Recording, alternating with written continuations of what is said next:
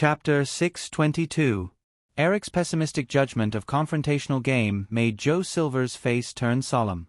Although Firefly and Warner Brothers were competitors, when it came to a movie project, Eric would not make any judgment at all. However, since he had spoken, he would definitely not spout nonsense. After all, the movie had to be released eventually. If the result of the movie was the opposite of what Eric had said, then Eric's words today would definitely make him a laughingstock in Hollywood. With Eric's current status, no movie was enough for him to joke around with his reputation. Hollywood was a social circle, but it was also unusually cold and heartless.